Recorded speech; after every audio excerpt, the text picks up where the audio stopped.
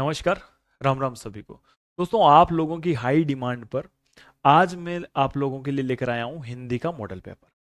ये specially design है fourth grade exam के लिए, क्योंकि फोर्थ ग्रेड जो एग्जाम है उसमें 20 सवाल, 120 में से 20 सवाल जो है वो अपने हिंदी के हैं।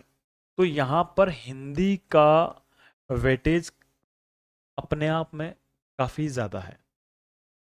और हिंदी जैसा जो सब्जेक्ट है ना दोस्तों, उसमें से पूरे में से पूरे लाए जा सकते हैं।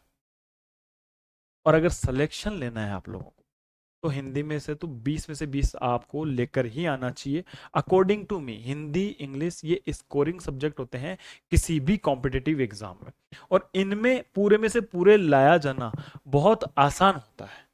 अगर थ्योरेटिकल पेपर हो तो हिंदी के अंदर पूरे में से पूरे कभी नहीं लाए जा सकते, लेकिन यहां पर जो हमारा मल्टीपल चॉइस क्वेश्चन है, ठीक है, ओमार बेस्ड एग्जाम है, तो यहां पर पूरे में से पूरे लाना संभव है।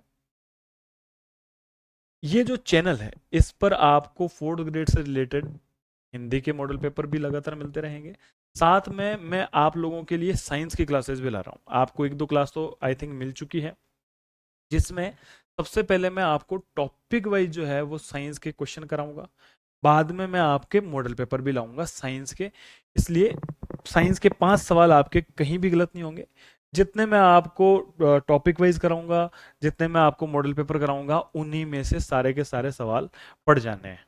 ठीक है। यहाँ पर हम हिंदी के ये सवाल देखते हैं, ज्यादा आप लोगों का समय खराब नहीं करेंगे।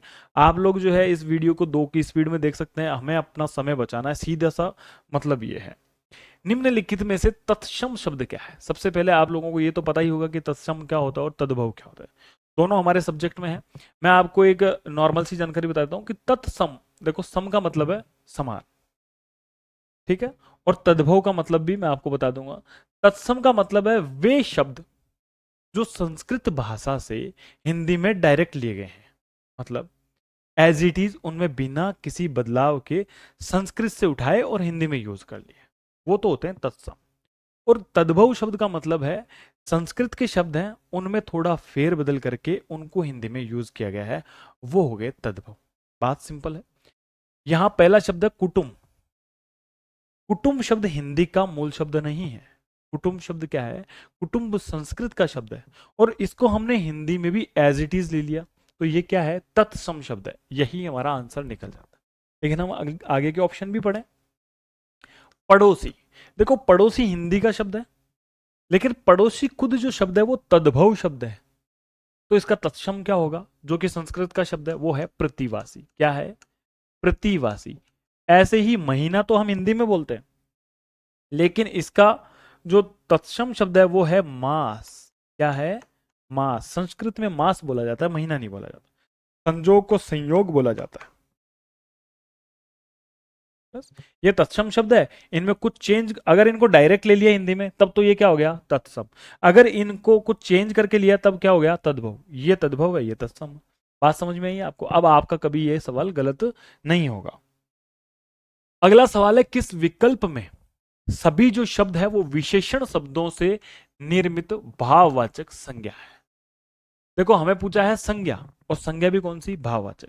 पहली बात तो हमें पता होनी चाहिए कि संज्ञा किसे कहते हैं। तो दुनिया में कोई भी चीज है जिसका नाम है वो संज्ञा है। जिसको हम एक आइडेंटिटी देते हैं, पहचान देते हैं, वो संज्ञा है। ये पेन संज्ञा है, मैं संज्ञा हूं। हमारे आसपास जितनी भी हमें चीजें दिखाई देती है वो सब संज्ञा है। इवन जो चीजें दिखाई नहीं देती है, जो भाव है मन के, वो भी संज्ञा है। संज्ञा कितने प्रकार की होती है? बोले मुख्य रूप से संज्ञा 3 प्रकार की होती है। वैसे कुल इसके प्रकार देखें तो 5 होती है। मुख्य रूप से 3 प्रकार की कौन सी होती है? व्यक्तिवाचक, जातिवाचक और हमारी भाववाचक संज्ञा। तो जो प्रकार और है जो कि हम बोलते हैं कुल मिलाकर 5 होती है, वो ये जो जातिवाचक होती है उसी के क्या होते हैं? सब पार्ट होते हैं, जिसमें समूहवाचक आता है और द्रव्यवाचक आता है। ठीक है। यहां हमें सवाल पूछा है कि विशेषण शब्दों से निर्मित भाववाचक संज्ञा। इनमें सब में भाववाचक संज्ञा तो मिल जाएगी, लेकिन विशेषण से बनने वाले भाववाचक, अच्छा विशेषण क्या होते हैं? जो संज्ञा और सर्वनाम की विशेषता बताने वाले शब्दों को हम क्या कहते हैं? विशेषण कहते हैं। मतलब किसी संज्ञा है, सर्वनाम है, यानी मेरी कोई विशेषता है कि मेरे अंदर कोई अच्छाई है ना। अब मान लो आप बोलोगे कि मेरा स्वभाव सरल है, तो ये मेरी विशेषता हुई। ठीक है, मैं एक संज्ञा हूं, मेरी विशेषता बता दिया।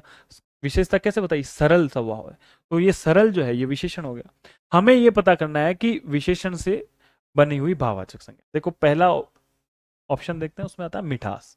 मिठास बना हुआ है मीठा से। अब मीठा किसी न किसी की विशेषता है। भाई ये जो बर्फी है ये मीठी है, तो ये बर्फी की विशेषता है, बर्फी संज्ञा हो गई। तो मीठा क्या हो गया? विशेषण हो गया। विशेषण के अंदर क्या आते हैं कि गुण आती है, दशा आती है ना, दिशा आती है, स्थिति आती है। एकता, एकता बना हुआ है एक से। एक क्या है? संख्यावाचक विशेषण है, तो एकता भाववाचक संज्ञा है। ठीक है, एकता, कोई एकता को आप देखते थोड़ी हो, एक भाव ही है, तो ये भाववाचक संज्ञा है। भाववाचक संज्ञा का मतलब ही यही है कि जिसमें हमें किसी का गुण, दशा, दिशा, स्थिति ये दिखे। ठीक है, स्थिति और दशा दिखे, दिशा नहीं सॉरी दशा, दशा अवस्था, वो भाव हो, उनको भाववाचक संज्ञा कहते हैं। एक तरह से मन के जो भाव है वही क्या है? भाववाचक संज्ञा है। अच्छाई, अच्छाई कभी आपको दिखती तो है नहीं, अच्छाई भाववाचक संज्ञा है, बिल्कुल सही है। लेकिन क्या ये विशेषण से बनी हुई है? बिल्कुल विशेषण से बनी हुई है कि राम जो है एक अच्छा लड़का है, तो उसकी विशेषता हो गई ना अच्छा, तो ये विशेषण है, विशेषण से ही बना हुआ है, तो यही ऑप्शन हमारा सही हो जाता है। यहां पर जो अगले ऑप्शन देखते हैं, ममत्व हो गया, निकटता हो गया, भूल हो गया। जैसे भूल है, ये भाववाचक संज्ञा तो है लेकिन ये विशेषण से बना हुआ नहीं है। ऐसा थोड़ी बोल सकते हो कि भूल राम है, ये राम की कोई भूल, कोई विशेषता तो है नहीं, तो ये विशेषण से बने हुए नहीं है। भले ही ये क्या हो? भाववाचक संज्ञा हो। हमें विशेषण पूछा है, इसलिए बहुत जरूरी है हमें सवाल को पढ़ना। हमारा ऑप्शन ए ठीक हो गया। अगला सवाल देखो कि सर्वनाम के कितने मुख्य भेद होते हैं? तो मुख्यतः जो सर्वनाम है, सर्वनाम के 6 भेद होते हैं। कौन कौन से 6 होते हैं? तो वो होते हैं पुरुषवाचक, निश्चयवाचक, अनिश्चयवाचक, संबंधवाचक, प्रश्नवाचक और निजवाचक। ये 6 प्रकार के क्या होते हैं? सर्वनाम होते हैं। और संज्ञा के स्थान पर जो शब्द हम काम में लेते हैं उनको हम सर्वनाम के। ठीक है, अगला सवाल है निम्नलिखित में से सकर्मक क्रिया प्रयुक्त किस वाक्य में हुई है? क्रिया 2 प्रकार की होती है, एक होती है सकर्मक, एक होती है अकर्मक। इंग्लिश के अंदर ट्रांजिटिव और इनट्रांजिटिव वर्ब्स होती है ना, वही ये यहां पर है। अब देखो सकर्मक का मतलब है, नाम में ही हमेशा से सब कुछ छुपा होता है। सकर्मक मतलब कर्म की आवश्यकता होती है इसके अंदर। सकर्मक में क्या है? कर्म की आवश्यकता होती है। कर्म की आवश्यकता कैसे? कि जो भी क्रिया हो रही है वो क्रिया का फल कौन भोगता है? कर्म भोगता है। समझ रहे हो? उस क्रिया का जो प्रभाव है वो कर्म पर पड़ता है, तब वो होती है सकर्मक क्रिया। और अगर क्रिया का प्रभाव कर्म पर ना पड़कर वो कर्ता पर पड़े तो वो होती है अकर्मक। इसे हम पहचानने के लिए हम क्या लगा देते हैं? इसके आगे क्या या कौन, इस तरीके के शब्द लगा देते हैं, तब हमारे पास में अगर कर्म आ जाता है इसका मतलब वो सकर्मक है। मैं घड़ा बढ़ता हूं, मैं क्या बढ़ता हूं? घड़ा बढ़ता हूं। अब मैं बढ़ता हूं, अगर यहां कर्म नहीं होता तो मैं ऐसे लिखता मैं बढ़ता हूं, क्या बढ़ता हूं? कोई आपको सेंटेंस का मतलब समझ में नहीं आया। अब इसमें कर्म की आवश्यकता ही पड़ गई, इसलिए ये क्रिया क्या है? सकर्मक है। इसलिए ऑप्शन ए ही हमारा सही आंसर निकल जाता है। अगले ऑप्शन देखते हैं, उसका सिर खुजलाता है। उसका सिर खुजलाता है, यहां पर उसका सिर क्या है? करता है, और खुजलाना क्या है? क्रिया। तो ये क्रिया का जो प्रभाव है उसके सिर पर पड़ रहा है, इसका मतलब ये क्या है? आक्रामक क्रिया, डायरेक्ट कर्ता पर पड़ रहा है। जी घबराता है, जी घबरा रहा है, यहां तो कर्म है ही नहीं, क्या घबरा रहा है? जी घबरा रहा है, तो ये भी अकर्मक क्रिया है। वह लज्जा रही है, क्या कर रही है? लज्जा रही है, तो यहां लज्जाना क्रिया है, और वह क्या है? कर्ता है। बीच में ना तो कोई क्रम है, ना क्रम की आवश्यकता है ना, तो ये भी अकर्मक क्रियाएं। तो अपना ऑप्शन ए सही हो गया। अगला है, इनमें से कौन गुणवाचक विशेषण नहीं है? देखो गुणवाचक विशेषण के अंदर वो चीजें आती है जिसमें उसके गुण का हमें बोध हो कि भाई वो अच्छा है, बुरा है। गुण और दशा का बोध हो, वही क्या होता है? गुणवाचक विशेषण होता है। प्रत्येक, प्रत्येक जो है वो गुणवाचक विशेषण नहीं है। प्रति एक जहां संख्या आ गई तो ये संख्यावाचक विशेषण है।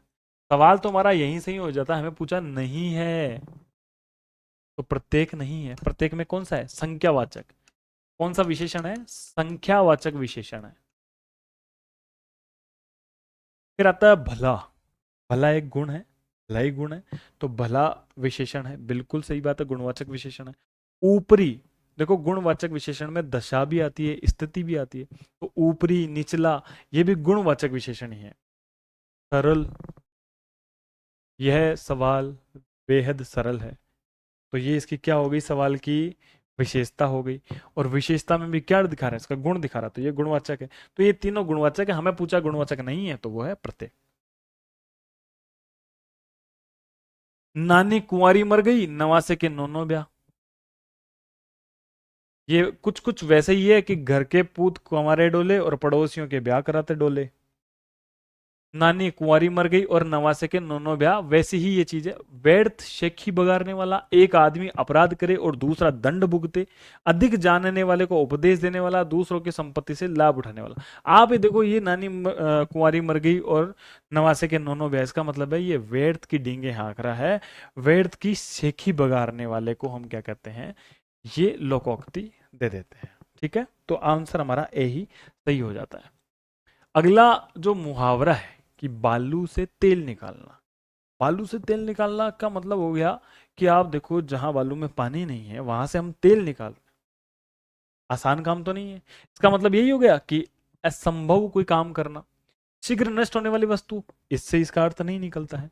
असंभव काम करना, इससे इसका अर्थ निकलता है, तो ऑप्शन बी हमारा राइट आंसर है।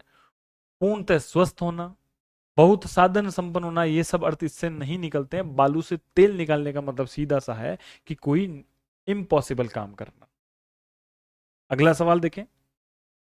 सत धन शास्त्र की संधि से निर्मित रूप है। देखो पहली बात यह है कि यहां पर त आ रहा है, ठीक है, और यहां पर श आ रहा है, तो क्या बन रहा है, त प्लस श। ये इसमें संधि कौन सी है, इसमें संधि है व्यंजन संधि, क्योंकि दोनों तरफ क्या है, व्यंजन है।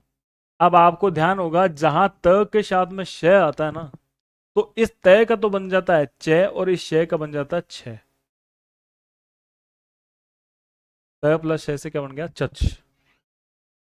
अब आप सत धन शास्त्र के अंदर जोड़ोगे तो सत धन शास्त्र तो बन जाएगा सच्छास्त्र। ऑप्शन नंबर ए ही अपना सही आंसर हो गया। अगला सवाल है, चतुराई शब्द में कौन सा प्रत्यय है। देखो प्रत्यय शब्द के आगे लगते हैं, चतुर है मूल शब्द है, और प्रत्यय क्या है, आई। क्या है, आई। चतुराई, अगर इसमें राई जोड़ते तो क्या राई इसका प्रत्यय, क्या राई प्रत्यय जोड़ते तो चतु इसका मूल शब्द। चतु का कोई मतलब नहीं है, चतु कोई मूल शब्द नहीं है, चतुर मूल शब्द है। अगला देखो ऐ, जब भी हिंदी के सवाल करो ना तो सारी चीजें जोड़कर देखा करो, आपको अपने आप समझ में आएगा। ऐ जुड़ेगा तो चतुर ही बनेगा, चतुराई थोड़ी बनेगा। तो ऑप्शन नंबर सी हमारा सही है, चतुराई। ई अगर जोड़ते इसके आगे तो चतुरी बनता, ना कि चतुराई बनता। ठीक है, तो ऑप्शन सी हमारा सही है। फिर आता है संस्कार। संस्कार शब्द में कौन सा उपसर्ग है। देखो उपसर्ग जो है वो शब्द के पहले जुड़ते हैं, प्रत्यय बाद में जुड़ते हैं। तो संस्कार किससे बना हुआ है, सम धन कार, इसका क्या बन जाएगा, संस्कार। तो यहां देख लो, ऑप्शन नंबर सी हमारा राइट आंसर है। अब आगे आपको मैं बता देता हूं कि अभी समर सेल चल रही है। स्मृति कोचिंग क्लासेज का जो प्लेटफॉर्म है, बेहतरीन प्लेटफॉर्म है, जहां पर आपको बेहतरीन टेस्ट सीरीज मिलती है। यहाँ पर फोर्थ ग्रेड वालों के लिए टेस्ट सीरीज है, जिसमें आपको टोटल 70 टेस्ट मिलते हैं, और आपका 5 बार रिवीजन हो जाता है, जिसमें आप टॉपिक वाइज आपका रिवीजन होता है, सब्जेक्ट वाइज रिवीजन होता है। ठीक है, और फिर आपके जो पेपर का पैटर्न है उसके आधार पर मॉडल पेपर से भी आपका रिवीजन होता है। टोटल मिलाकर 5 बार आपका इसके अंदर रिवीजन कराया जाता है। तो अगर आप लोगों ने अभी तक कोई टेस्ट सीरीज ज्वाइन नहीं की है तो आप इसको ज्वाइन कर सकते हैं। आपके लिए बहुत ही रिलायबल टेस्ट सीरीज लेकर आई है स्मृति कोचिंग क्लासेस। और अगर किसी की ज्वाइन कर रखी है तो मैं आपको सजेस्ट नहीं करूंगा कि आप ज्वाइन करें। आप जहां भी जिस भी टीचर से ले रहे हैं उससे पढ़ लें। ठीक है, निम्नलिखित में अरण्य का पर्यायवाची शब्द है। अरण्य क्या होता है, अरण्य कानन, वन, उपवन, जंगल, तो ये अरण्य होते हैं जंगल के पर्यायवाची। इसके होते हैं जंगल के पर्यायवाची। अब हमें इसमें से ढूंढना है जंगल का पर्यायवाची कौन सा है, ढूंढो भाई। अपूर्व, अपूर्व मतलब जो पूर्व में कभी ना हुआ हो, यानी अद्वितीय, यूनिक। ये किसका पर्यायवाची है, ये तो है अद्भुत का। किसका है, अद्भुत का। कांतार, आपने एक साउथ की मूवी देखी होगी कांतारा, देखी होगी कांतारा मूवी। इस कांतार का मतलब होता है भयावह जंगल। क्या होता है, भयावह जंगल, जो कि दुर्गम रास्ते हो या फिर किसी मिस्ट्री के साथ में जुड़ा हुआ कोई जंगल हो। ये मूवी भी इसी पर बेस्ड है। और कांतारा वैसे कन्नड़ का शब्द है और मूवी कांतारा है। यहां पर हमने लिया कांतार, तो कांतार किसका पर्यायवाची है, जंगल का ही पर्यायवाची। किसका पर्यायवाची है, जंगल का ही पर्यायवाची है, जो कि मिस्टीरियस जंगल होता है या फिर भयावह जंगल होता है। तुरंग किसका है, तुरंग घोड़े का है पर्यायवाची, तुरंग अश्व। वाहस किसका है, तो वाहस किसका है, हिम्मत का है या साहस का है। साहस, हिम्मत, इसका पर्यायवाची क्या है, वाहस है। तो यहां पर हमारा ऑप्शन नंबर बी सही आंसर निकला है, क्योंकि हमें अरण्य का पूछा। अगला देखें, तो अगला सवाल है, निम्नलिखित में से विलोम शब्दों का सही युग्म नहीं है। हिंदी में मैं आपको एक बात बता देता हूं, आप जब भी सवाल करो तो ऐसा घोड़ा जरूर लगा लेना कि उसने है पूछा है या नहीं पूछा है। मैं बता रहा हूं, आपके जो 5-7 सिली मिस्टेक होती है पूरे पेपर में, आपके कभी नहीं होगी। ऐसा घोड़ा लगा लेना, इससे आपको पॉइंट आउट हो जाएगा कि यार ये नहीं है पूछ रहा है या है पूछ रहा है। इसका मतलब ये पूछा कि विलोम शब्द का सही युग्म नहीं है, मतलब गलत है, यही पूछा है। गुरु का लघु, गुरु का मतलब होता है बड़ा, लघु का मतलब होता है छोटा, तो ये तो बिल्कुल सही है। श्लाघा, प्रशंसा, श्लाघा का मतलब होता है प्रशंसा, श्लाघा का खुद का मतलब ही प्रशंसा होता है, तो यही गलत हो गया। ये तो इसका मतलब ही रख दिया। श्लाघा का मतलब वैसे एक्चुअल में होता है चापलूसी या प्रशंसा करना, फ्लैटरिंग करना। तो इसका जो उल्टा होता है, यानी विलोम शब्द का मतलब उल्टा ही है, उल्टा होता है इसका निंदा। तो ये निंदा इसका सही होता है, लेकिन श्लाघा का प्रशंसा लिख दिया, इसलिए ये गलत हो गया। हमारा हमें आंसर ढूंढना था, तो आंसर तो हमारा क्या होगा, ऑप्शन नंबर बी, ये सही है। ये विलोम शब्द सही है, लेकिन सवाल सही नहीं है। हमें पूछा है विलोम शब्द का युग्म सही नहीं है, सही यही नहीं है, आंसर यही निकल जाता है। प्रत्यक्ष का परोक्ष होता है, बिल्कुल होता है। और मुख्य जो होता है उसका गौण होता है, गौण का मतलब जो मुख्य नहीं है। आंसर निकल गया। अगले सवाल की तरफ बढ़ते हैं। सूची दे रखी है और सूची के अंदर एक तरफ वाक्यांश दे रखा है और वाक्यांश के लिए एक शब्द वाला ये सवाल है, जिसका कोई कारण ना हो, अकारण, लो भाई मिला दो, अकारण, बिना कारण के। सदैव रहने वाला, जो हमेशा रहेगा, उसको बोलते हैं शाश्वत, इटर्नल ट्रुथ, शाश्वत जो होता है। बहुत बोलने वाला, कि यार ये तो बहुत ही बड़बोला है, वाचाल, बहुत बोलने को क्या बोलते हैं, वाचाल। विज्ञान की विशेष जानकारी रखने वाला, अरे सिंपल एलकेजी यूकेजी क्लास वाले सवाल है। वैज्ञानिक, ऑप्शन आप देख लो कौन सा मिल रहा है। ए के अंदर है 4, एक के अंदर 4 इसी में है, बी के अंदर 3 और सी में 1 और डी में 2। ऑप्शन नंबर ए ही सही है। अगला सवाल है, निम्नलिखित में से शुद्ध वर्तनी युक्त शब्द। वर्तनी मतलब, अब देखो हम लोग क्या है, हिंदी के अंदर लिखने में कई बार इतनी गलतियां करते हैं कि हम शुद्ध वर्तनी का ध्यान नहीं रखते कि इस शब्द को कैसे शुद्ध लिखा जाता है। पहला शब्द है आपके सामने निरोग। बहुत सारे बच्चों के दिमाग में ये आ रहा होगा कि ये तो एकदम सही लिखा हुआ है, तो क्या सही में सही लिखा हुआ है, नहीं, ये सही नहीं लिखा हुआ है। निरोग जो होता है उसमें बड़ी की मात्रा आता है, निरोग, ठीक है। दूसरा शब्द है सन्यासी। अब कई लोग इसको लिख देते हैं सन्यासी, ये बिंदी नहीं लगाते। हिंदी में बिंदी का बड़ा महत्व होता है। हमारे एक टीचर थे और हमारे वो प्रिंसिपल थे मेरे स्कूल के, वो हमें हिंदी आते थे जब पढ़ाते थे, तब एक ही सवाल बोलते थे, हिंदी में भाई साहब क्या होता है कि बिंदी का भी फर्क होता है। और एक ही एग्जाम्पल देते थे, वो एग्जाम्पल मैं भी आपको दे देता हूँ कि हिंदी में बिंदी का कैसा मतलब होता है। मुझे याद ही आ गया ये किस्सा। तो बोला, आपने महाभारत देखी है, देखिए साहब, उसमें कुंती आपने पात्र सुना होगा। अब अगर यहां कुंती लगाया अगर बिंदी हट गई तो आप समझ सकते हैं कि क्या शब्द हो गया है। तो हिंदी में क्या होता है, बिंदी का मतलब होता है, ठीक है। यहां मैं शब्द बोल के नहीं बताऊंगा आपको। तो सन्यासी है, इसके अंदर बिंदी आएगी क्योंकि सम धन न्यासी से ये सन्यासी बनता है, इसलिए ये बिंदी, ये शब्द सही है। अतिवृष्टि यहां पर गलत है, तो अतिवृष्टि का क्या होगा सही रूप, अति छोटा होगा और अतिवृष्टि। यहाँ सात्विक शब्द भी सही है, और कनिष्ठ, कई लोग क्या कर देते हैं, कनिष्ठ कर देते हैं, कनिष्ठ नहीं होता है, गलत होता है, कनिष्ठ होता है। क्या होता है, कनिष्ठ होता है।